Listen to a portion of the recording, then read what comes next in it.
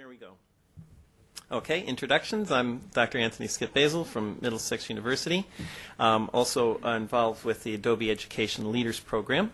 And we're going to be talking a little bit about our web video webcast project today. Now, there should be timing now, I think, isn't it? Okay. Right. So,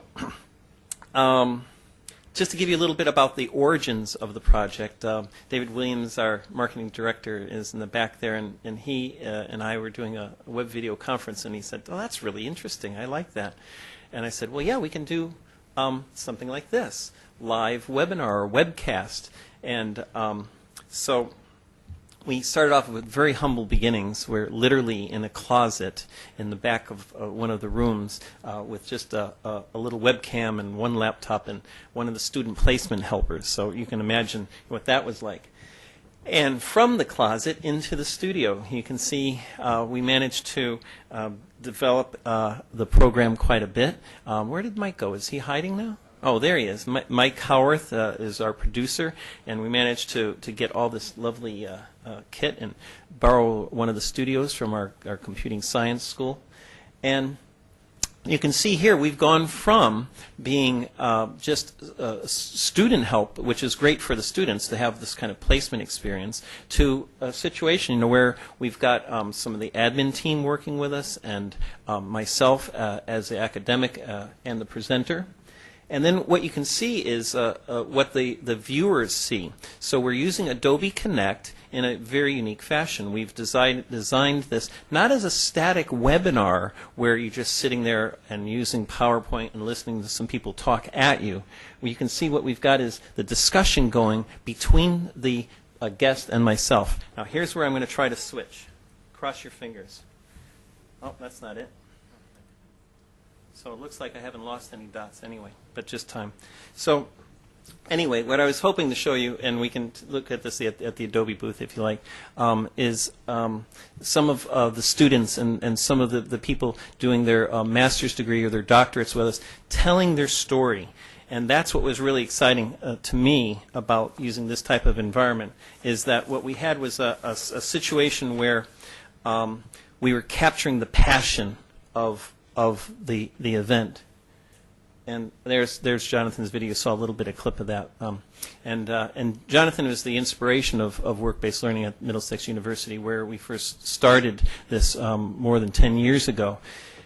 And with the webinar that we're doing, we're calling it an interactive webinar because it's a discussion model where it's a bit like having a talk show where you have the interviewer and the guest, but we are also involving the audience, so people are able to come in and participate with the webinar as well.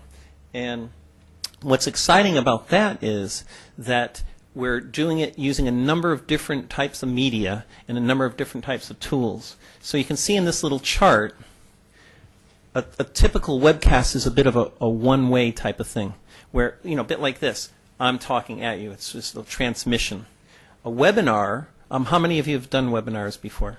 Oh, see, they're getting more and more popular. Maybe you might have a little text box, but in ours, you actually are involved with the discussion. And here you can see one of the important elements of this is the text moderation. So in this case, you have someone who's not just involved with the discussion with the web and the video, but you also have that live text discussion going. And this slide now shows you some of the techie bits. This is later, if you have questions, Mike, our producer, will be happy to go into it. Because not only are we doing using Adobe Connect, the live webcast, but we're also doing, you can see our students there with the digital video camera. So we're capturing, we're recording the live event to then turn into clips. Now, I'm interested in it for the e-learning side. David was interested in it for the e-marketing side. And here's some more techie bits about the setup. Mike said I have to put that in because it shows the layout. We kept, every time we do this, it's like a new adventure because we have to set up the room from scratch because the computing science people are doing their usability studies, and then we have to go in and set it up. And then we find out, well, okay, if we change this setup, the sound is better. If we move the cameras this way, we get better video. And so each adventure is a little bit better. Here you can see now Mike looking very serious at me, as he usually is while I'm interviewing the guests. And that's because he's got this red book which has got all the procedures and steps, because it's a bit like his old days with the BBC, where he prepares the guests. And, oh, there's a picture of you, David. We follow that up in our promotion model by having this type of PDF webmail that we call it, which is sent out before and after the event. So then that way people know what's happening. They're able to correspond, using that medium. But that's not all. I know Web 2.0, professional social networks, that's all the rage now. Everyone is all excited about that. And Middlesex has, for our alumni, this presence here in LinkedIn. And this is another system that we're using to then produce what we're calling a kind of three-prong approach, rapid publishing, I call it, where we're taking things like Twitter and taking things like the webcast and taking things like ebooks and putting them together to make this kind of unified model. And so that way, one thing builds off of the other. And this is the theory bit, so here is at the end. You can come to my blog, it's right at the very end if you like, and you can have a look at this proposed model, which is including things like the search engine, the social networks, alternative reality gaming theory. Anyone? No? Okay, chat with me about that. Some of the other things here that you might see, people that have been involved with CDFOP in the past, that's like the type of things that Stephen is doing with his raids, and a number of different things that I'm really quite excited about that I feel are putting together this model to make an innovative blend. And it's all on my blog, so at the end I'm happy to invite people to come in and comment about this. And Neil's already said that he's posted some comments, controversial as always.